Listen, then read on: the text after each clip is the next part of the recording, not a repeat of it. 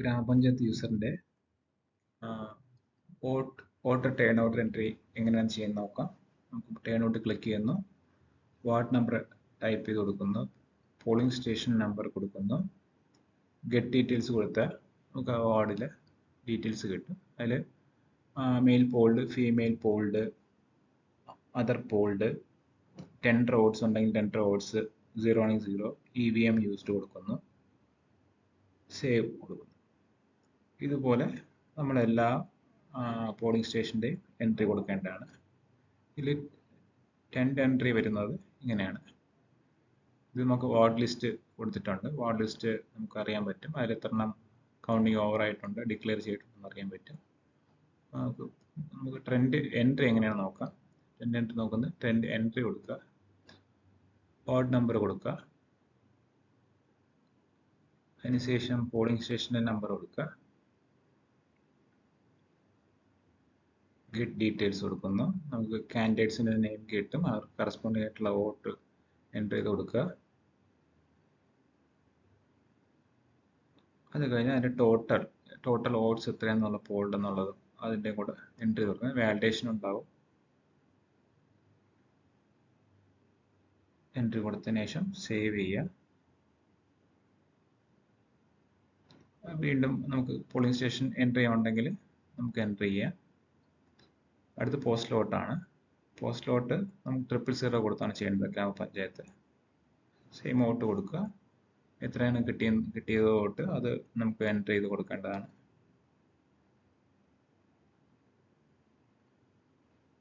അതിനുശേഷം total vote കൊടുക്കുക. Validation total കൗണ്ടിൻ്റെ ഒരു വാലിഡേഷൻ ഉണ്ടായിരിക്കും.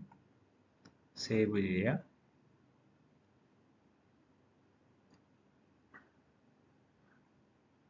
സേവ് ചെയ്ത് കഴിഞ്ഞാൽ നമുക്കത് ഡിക്ലെയർ ചെയ്യുന്നത് എങ്ങനെയാണെന്ന് നോക്കാം. ലിസ്റ്റ് എടുത്ത് കൗണ്ടിങ് ഓവർ എന്ന് കാണിക്കും. ആക്ഷൻ ബട്ടൺ ക്ലിക്ക് ചെയ്യുക. ഫോം 25 ഡൗൺലോഡ് ചെയ്തെടുക്കുക. അതിനകത്ത് നമുക്ക് മോസ്റ്റ്ലി നമുക്ക് അതിൽ എൻട്രി കൊടുക്കാറുണ്ട്. അതായത് എൻട്രി അല്ല, സൈൻ ചെയ്യേണ്ട ആവശ്യമുണ്ട്. ആരോ സൈൻ ചെയ്ത് അതിനുശേഷം മാത്രമേ ചെക്ക് ചെയ്ത് സൈൻ ചെയ്തതിന് ശേഷം മാത്രമേ നമുക്കത് ഡിക്ലെയർ ചെയ്യാൻ പറ്റത്തുള്ളൂ. ഈ ഷീറ്റിനകത്ത് നമുക്ക് സ്ഥാനാർത്ഥികളുടെ പേര്, അവർക്ക് കിട്ടിയ വോട്ട്, അങ്ങനെ എല്ലാം ഉണ്ടാവും. ഒരു കൺസോളിഡേറ്റഡ് ഷീറ്റ് പോലെ നമുക്കിത് കാണാൻ പറ്റുന്നത്. സൈൻ ചെയ്യുക. അതിനുശേഷം നമുക്കിത് ഡിക്ലെയർ ചെയ്യാം.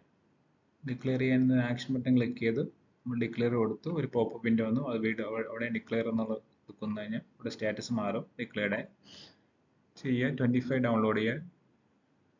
അതിനകത്ത് നമുക്ക് ആ ഒരു ഫോം തന്നെയായിരിക്കും കിട്ടുന്നത്. റിസൾട്ട് ഷീറ്റ് ഉണ്ടാവും. അതിനുശേഷം ഫോം 25A ഉണ്ട്. ഫലപ്രഖ്യാപനമാണ്, ഡിക്ലറേഷൻ ആണത്.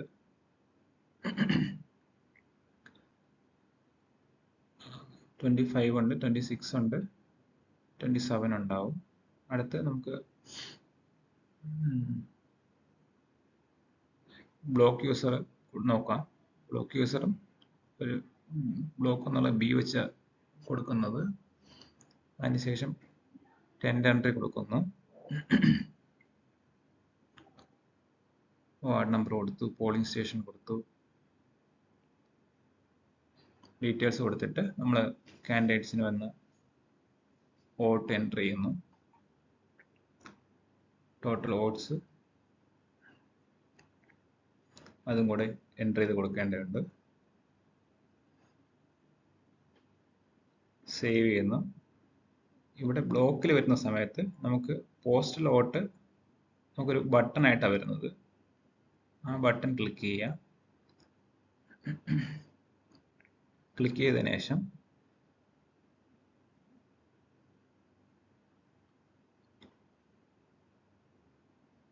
എൻട്രി ചെയ്യുക.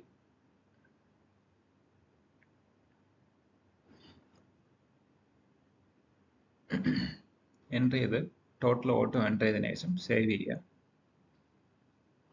ഒരു വാലിഡേഷൻ ഉണ്ടായിരിക്കും. നമുക്ക് എൻട്രി ചെയ്തതിൽ തെറ്റുണ്ടെങ്കിൽ അതിങ്ങനെ ഒരു പോപ്പപ്പ് ആയിട്ട് എഴുതി കാണിക്കും. ഇല്ലെങ്കിൽ സേവ് ആവും. Back to the polling. Declare ചെയ്യുക. ഡിക്ലെയർ ചെയ്യാൻ വേണ്ടിയിട്ട് ഡിക്ലെയർ എന്ന ബട്ടൺ ക്ലിക്ക് ചെയ്യുക. കൗണ്ടിങ് ഓവറായിട്ട് കാണിക്കും. ഡിക്ലെയർ ചെയ്യുന്നു.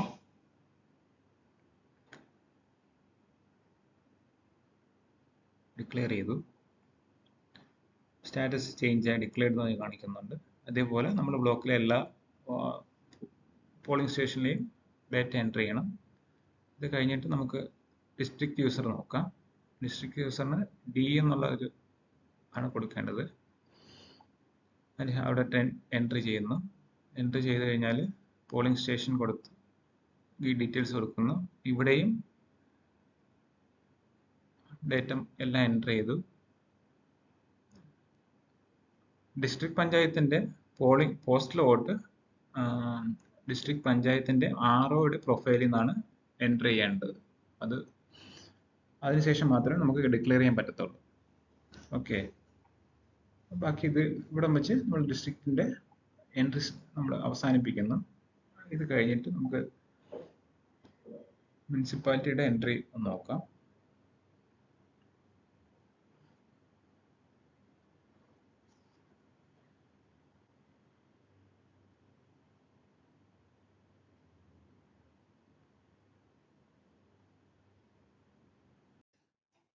അർബൻ യൂസറിന്റെ ലോഗിനായി പോകുന്നത്.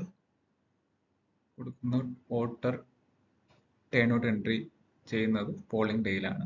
ഇവിടെ എൻട്രി ചെയ്യേണ്ട ആവശ്യമുണ്ട്.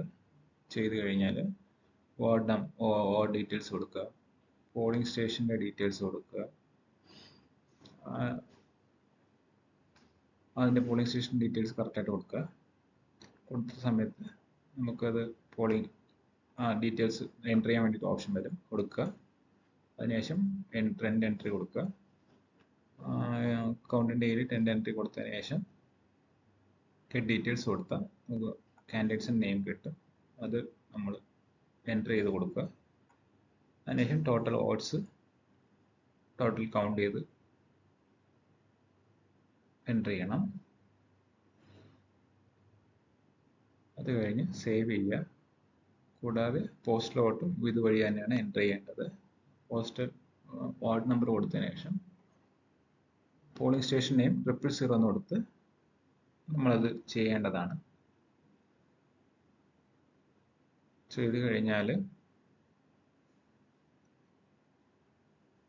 നമുക്ക് അതിൻ്റെ ടോട്ടൽ കൗണ്ട് കൊടുക്കുക. സേവ് ചെയ്യുക. സേവ് ചെയ്ത് നമ്മൾ ഇതിൻ്റെ വാർഡ് ലിസ്റ്റ് കൊടുത്തു കഴിഞ്ഞാൽ നമുക്ക് കിട്ടുന്നത്, നമുക്ക് ഇതിൻ്റെ ഒരു സ്റ്റാറ്റസ് അറിയാൻ പറ്റും. കൗണ്ട് ഓവർ എന്നുള്ള സ്റ്റാറ്റസ് അറിയാൻ പറ്റും. നമുക്ക് ഡിക്ലെയർ ചെയ്യുന്ന അങ്ങനെ നോക്കാം. ഡിക്ലെയർ ചെയ്യുക, ഓപ്ഷൻ കൊടുക്കുക, ഡിക്ലെയർ കൊടുക്കുക. അതിനുശേഷം നമുക്ക് ഇതിൻ്റെ ആക്ഷൻ ബട്ടണിൽ ഉപയോഗിച്ച് ഫോം എല്ലാം ഡൗൺലോഡ് ചെയ്തെടുക്കാൻ പറ്റുന്നതാണ്. ഇത്രയാണ് അർബൻ യൂസറിൽ എൻട്രി ആയിട്ട് വരുന്നത്.